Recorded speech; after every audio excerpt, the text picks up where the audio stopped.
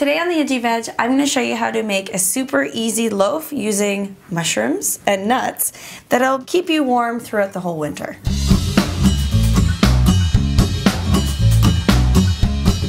So the first thing you're going to need is an onion.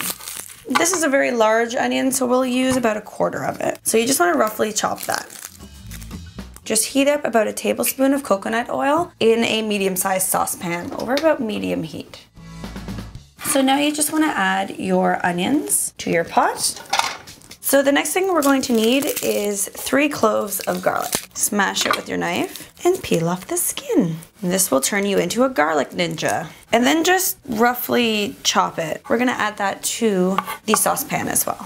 And we're just going to let that cook until the onions are translucent, about 3 to 5 minutes. So the next thing we're going to add are 2 stalks of roughly chopped celery. And again, just add it to your pan.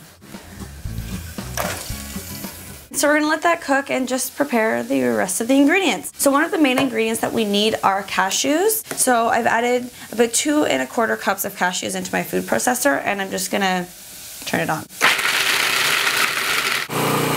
So you don't really want it to be a meal, you want it to be more of a butter, which could take up to 3 to 4 minutes when you're blending it. So while we're waiting for our cashews to become a butter, we're going to add 1/4 cup of brandy to our pot. And then you want to add 1 to 1.5 cups of mushrooms. And allow that to simmer for about 3 to 5 minutes. So while our brandy and mushroom blend is reducing, we're going to take a handful of chestnuts and we're just gonna break them with our knife, just cutting them into pieces.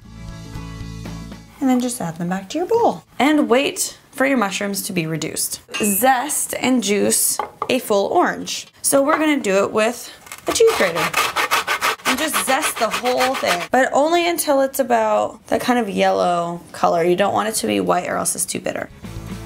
So we have our zest here, but we also need the juice of this guy. But before we do that, our mushrooms have reduced, so we're gonna add our chestnut pieces. And just mix them in to pick up the flavors. And then we come back to our orange. So you just wanna cut the rest of the orange in half. Squeeze the sucker.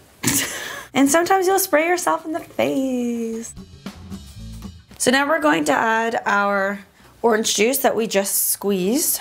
We're gonna use our zest. Add it in as well, and just mix it up. And this is what it looks like. Now while we wait yet again, we're just gonna chop up some parsley. So you'll need about 2 tablespoons. So now we want to take cashew butter that we made and just add it to your pot and just mix it up. We're going to add our parsley to the pan. Whee! And then we're going to add about 1/2 cup of breadcrumbs. And at this point you can take it off the heat and just really mix it up. Add a little sprinkle of salt. And then the last ingredient you're going to add is 1 egg's worth of egg replacer. And this is what it looks like.